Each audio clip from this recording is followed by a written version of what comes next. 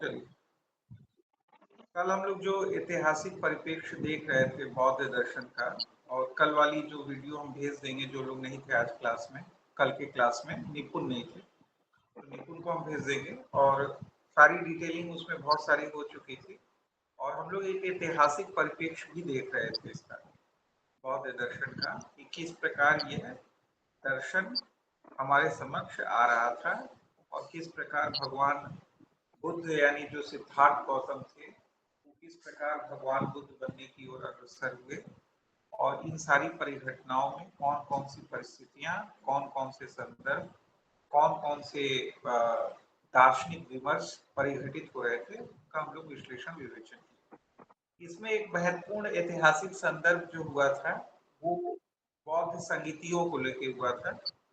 बुद्ध के निर्वाण के कुछ सप्ताह बाद ही जो प्रथम बौद्ध संगीति हुई थी, जिसको हम लोग कॉन्फ्रेंस कह सकते हैं, सम्मेलन कह सकते हैं, वहां से जो होते हुए 4 कुल बौद्ध संगीतियां हुई थी। और इन बौद्ध संगीतियों का बड़ा ऐतिहासिक महत्व है बौद्ध धर्म, बौद्ध दर्शन के प्रादुर्भाव और बौद्ध दर्शन के जो है आगे बढ़ने में जो क्रमिक रूप से परिवर्तन, चेंजेस आ रहे थे और डिफरेंट टाइप के संप्रदायों का उभार हो रहा था, उन सारे परिप्रेक्ष्य में ऐतिहासिक दृष्टिकोण से इन बौद्ध संगीतियों का अत्यंत महत्व है। इसी महत्व को ध्यान में रखते हुए हम लोग कल डिस्कस कर रहे थे, और 2 संगीतियों के बारे में हम लोग अभी डिस्कस किए थे, तीसरे के करीब पहुंच रहे थे, फिर हम लोग क्लासेस बंद कर दिए थे।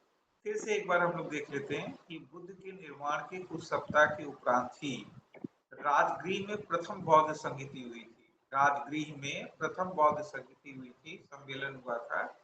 और यहाँ पर जो महत्वपूर्ण परिघटना घटित हुई थी वह यह हुई थी कि जो त्रिपिटक कहा जाता है, 3 पिटक कहे जाते हैं, विनय पिटक, सुत्त पिटक और अभिधम्म पिटक, जिन 3 पिटकों में जो है भगवान बुद्ध के उपदेश संरक्षित कहे जाते हैं, इनमें से जो 2 पिटक हैं यानी विनय पिटक और सुत्त पिटक, विनय पिटक को हम आचार संबंधी ग्रंथ कहते हैं और सुत्त पिटक को हम बुद्ध के उपदेश के रूप में स्वीकृत करते हैं। इनके जो प्राचीनतम अंश हैं, यानी जो इनके प्राचीनतम अंश हैं, वह प्रथम बौद्ध संगीति में क्या हुए, संकलित किए गए, उनको इकट्ठा किया गया। और फिर जो प्रथम बौद्ध संगीति राजगृह में हुई थी, जिसमें विनय पिटक और सुत्त पिटक के प्राचीनतम अंश संकलित किए गए थे, इसके ठीक 100 वर्ष के उपरांत वैशाली में, वैशाली जो बिहार में है, वैशाली में द्वितीय बौद्ध संगीति का आयोजन हुआ, जिसमें 2 महत्वपूर्ण परिघटनाएं घटित हुई, जिसकी चर्चा हम लोग कल भी किए थे। एक तो जो प्रथम बौद्ध संगति में विनय पिटक और सुत्त पिटक के जो प्राचीनतम अंश संकलित किए गए थे, इन दोनों पिटकों का विस्तार किया गया, इनको और बृहद रूप से विस्तार पूर्वक इनका संकलन और इनका जो है लेखन और इनको लिपिबद्ध करने का कार्य जो है द्वितीय बौद्ध संगति में हुआ, जो वैशाली में आयोजित किया गया। और तीसरा पिटक, जिसको हम लोग अभिधम्म पिटक कहते हैं, जिसको दार्शनिक ग्रंथ कहते हैं, जिसमें दार्शनिक विवेचनाएं हैं, इस अभिधम्म पिटक के कुछ अंश संकलित हुए द्वितीय बौद्ध संगति। तो आप लोग को ये सारी चीजें थोड़ा ऐतिहासिक परिप्रेक्ष्य में जानना इसीलिए महत्वपूर्ण हो जाता है, क्योंकि ये सारी चीजें परिघटित हो रही थी। तो ये एक जो महत्वपूर्ण परिघटना हो रही थी कि विनय पिटक और सुत्त पिटक को और विस्तार पूर्वक इसमें सारी चीजों को इकट्ठा किया गया और फिर लिपिबद्ध करने का प्रयास किया गया। और अभिधम्म पिटक जो कि अभी तक आया ही नहीं था हमारे समक्ष, वह जो दार्शनिक ग्रंथ है उसके कुछ अंश संकलित हुए इस द्वितीय बौद्ध संगति में। और एक और महत्वपूर्ण परिघटना जो हुई इस द्वितीय बौद्ध संगति में, कि जो भिक्षु संघ है वो प्रथम बार, फर्स्ट टाइम, थेरवाद और महासांगिक, इन 2 दलों में क्या हो गया, विभक्त हो गया। तो 2 भागों में विभक्त हो गया, इसमें थेरवाद और महासांघिक, इन 2 भागों में विभक्त हुआ। और कालांतर में यही थेरवाद जो है हीनयान के नाम से जाना गया, और जो महासांघिक है वह महायान के नाम से जाना गया। तो ये जो महत्वपूर्ण परिघटना घटित हुई थी, यह द्वितीय बौद्ध संगति में घटित हुई। इसके उपरांत सम्राट अशोक के शासनकाल में पाटलिपुत्र में, ये भी बिहार में पाटलिपुत्र में तृतीय बौद्ध संगति, तीसरे बौद्ध संगति का आयोजन हुआ। और इस तृतीय बौद्ध संगति में थेरवादियों के द्वारा, यानी जो द्वितीय बौद्ध संगति में जो भिक्षु संघ दो भागों में बंट गया था, एक थेरवाद एक महासांगिक। थेरवाद जो कालांतर में हीनयान कहा गया और महासांगिक जिसको महायान कहा गया। इसमें जो थेरवादी हैं जो कालांतर में हीनयानी कहलाए, इनके जो त्रिपिटक है विनय, सुत्त और अभिधम्म, इन पाली त्रिपिटकों का संकलन, यानी जो थेरवादी थे हीनयानी थे, इनके जो त्रिपिटक थे, इनके पाली त्रिपिटकों का जो है, पाली में लिखे हुए त्रिपिटकों का जो है वह संकलन हुआ, इनको संकलित किया गया तृतीय बौद्ध संगति में।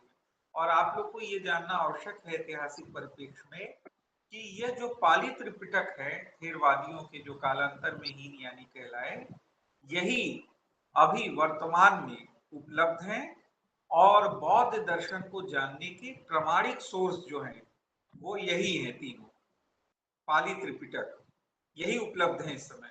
और भगवान बुद्ध के धर्म और दर्शन को जानने के प्राचीनतम ग्रंथ संग्रह हैं, ठीक है। तो यह आप लोग को ध्यान में रखना चाहिए। और यह परिघटना हुई थी तृतीय बौद्ध संगति में।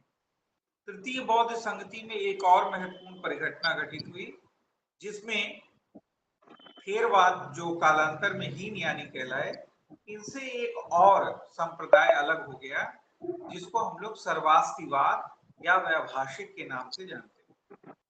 तो ये तृतीय बौद्ध संगति में यह भी एक महत्वपूर्ण परिघटना घटित हुई कि जो थेरवादी थे उनसे एक भिक्षु संघ कुछ विवादों के कारण अलग हो गया और वह सर्वास्तिवाद या वैभाषिक के नाम से जाना गया। अब सर्वास्तिवाद क्यों कहा जाता है इसको, सर्वअस्तिवाद, और वैभाषिक क्यों कहा गया, क्योंकि विभाषा नामक टीका पे आधारित था।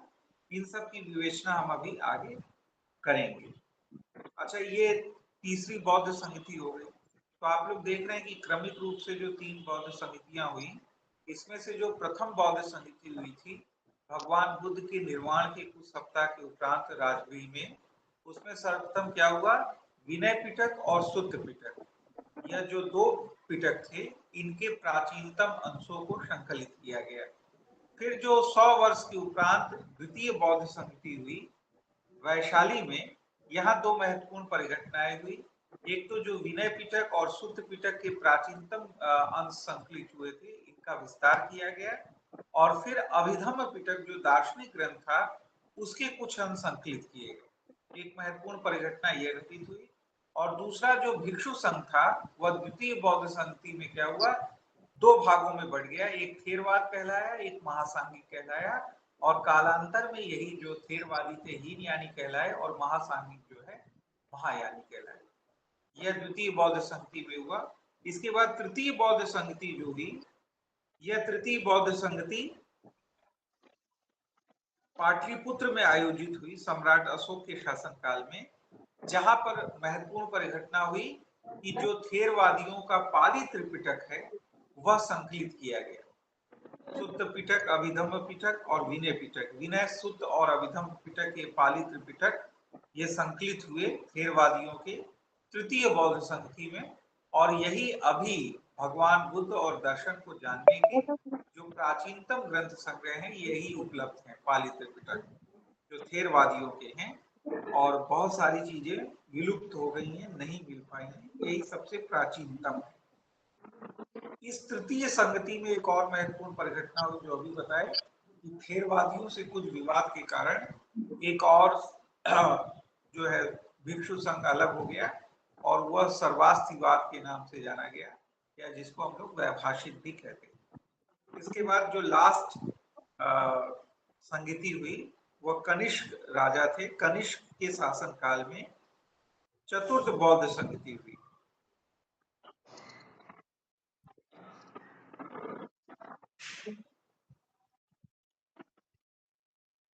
और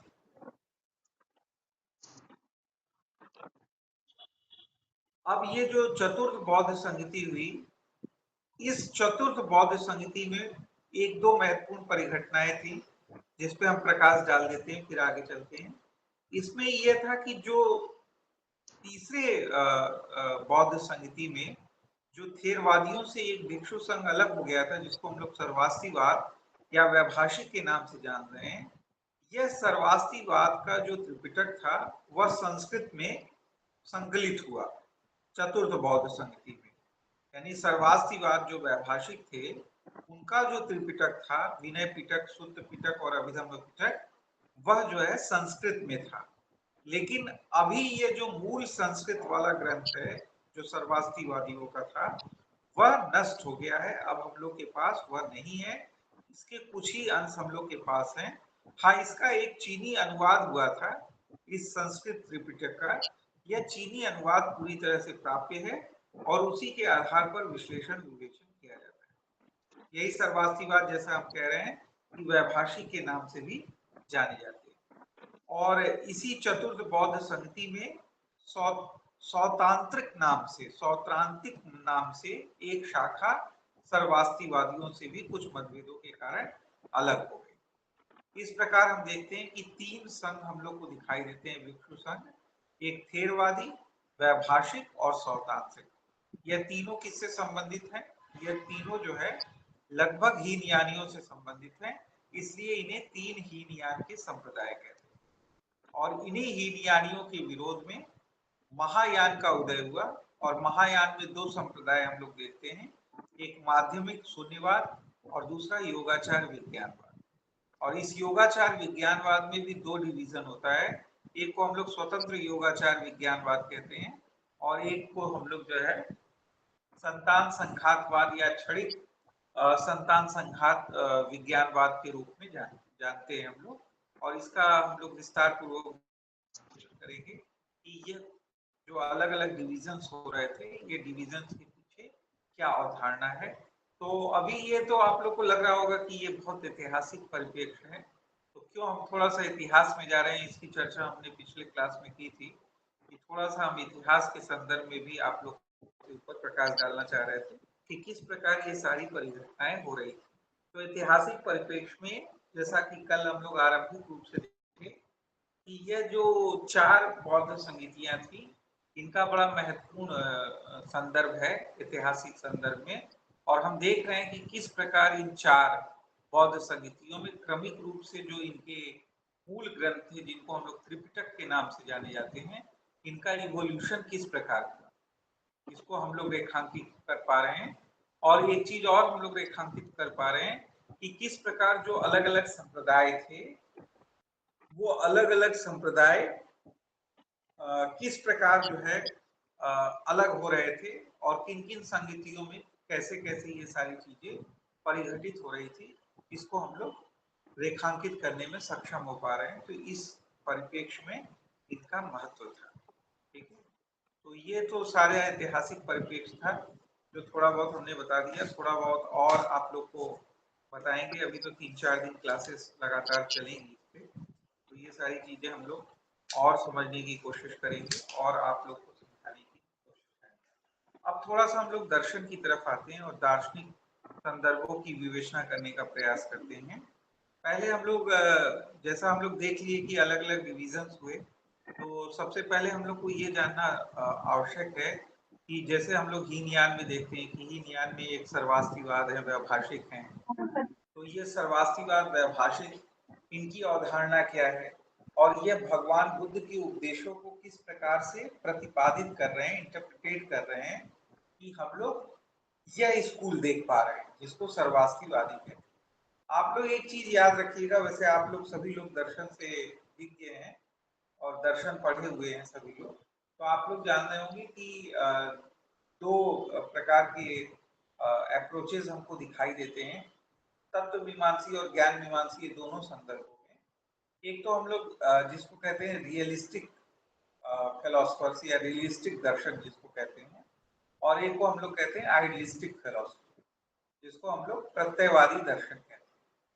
तो आप लोग को ये जानना आवश्यक है और हम बताएंगे भी कि ये जो दो स्कूल हीनयानियों के हैं ना, जो सर्वास्तिवाद और वैभाषिक जिनको हम लोग कह रहे हैं, और एक और जो है जो चतुर्थ बौद्ध संगति में हमारे समक्ष उभर के सामने आया, जिसको हम लोग सौतांत्रिक कह रहे हैं। ये सौत्रांतिक जो स्कूल है, यह दोनों स्कूल वैभाषिक और सौत्रांतिक, ये दोनों स्कूल जो है वो क्या है, रियलिस्टिक है।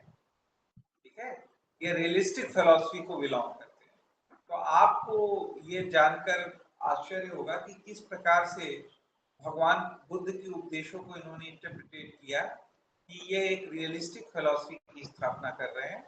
और जबकि हम लोग दूसरी तरफ जाएंगे, महायानियों की तरफ जाएंगे, तो इसमें जो आपको विज्ञानवादी दिखाई देंगे ये प्रत्ययवादी है, यानी ये आइडियलिस्टिक फिलोसफर्स है। ये प्रत्ययवाद की स्थापना करते हैं। और जो शून्यवादी हैं वह क्या है, संदेहवादी। जैसे संदेहवादी हम लोग ह्यूम के दर्शन में देखते हैं ना, संदेहवाद, तो इसी तरह जो संदेहवादी हैं वह संदेहवादी कौन है, शून्यवादी है। शून्यवादी भी क्या है, संदेहवादी। संदेहवादी का मतलब है कि ये ज्ञान की संभावना पर ही संदेह करते हैं, कहते हैं कि ज्ञान स्केप्टिक संभव ना, ही। स्केप्टिक मतलब।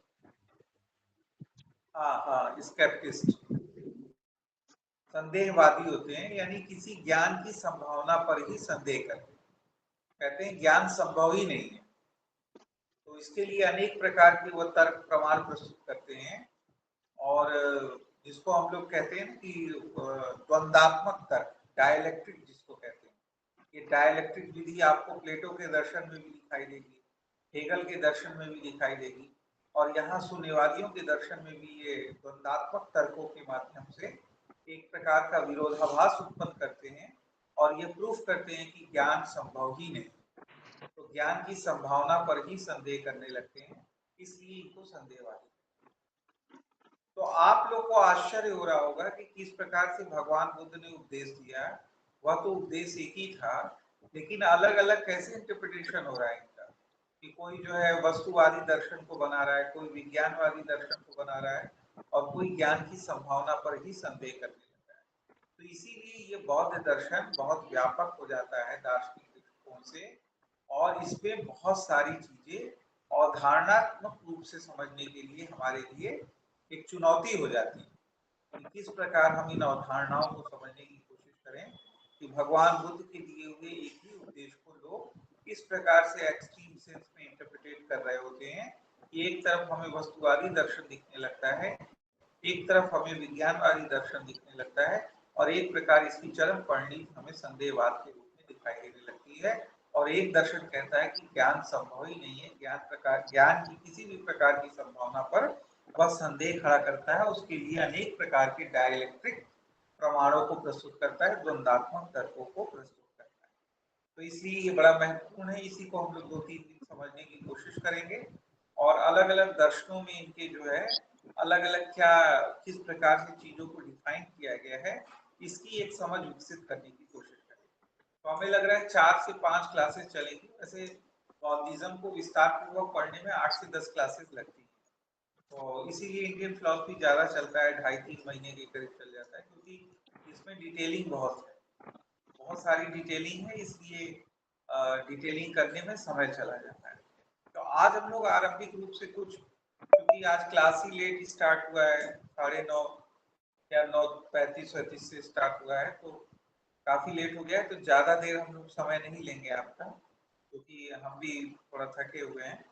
लेकिन हम थोड़ा सा अभी 10-15 मिनट आप लोग को बताते हैं, ताकि इसी को हम लोग कल कर सकें। और कल कोशिश रहेगी मेरी कि हम 8 बजे आप लोग को डालेंगे, और 8 से हम थोड़ा सा 1 घंटे 1.25 घंटे ऐसे कोशिश करेंगे पढ़ाने की। कल आप मीनू है ना, तो कल हम कोशिश करेंगे कि थोड़ा सा क्लास लंबा करके आप लोग को ज्यादा पढ़ा दें और सारी चीजों को कवर करने की कोशिश करें। आज जो आरंभिक रूप से हम अभी 10-15 मिनट आप लोग को बताने की कोशिश करेंगे,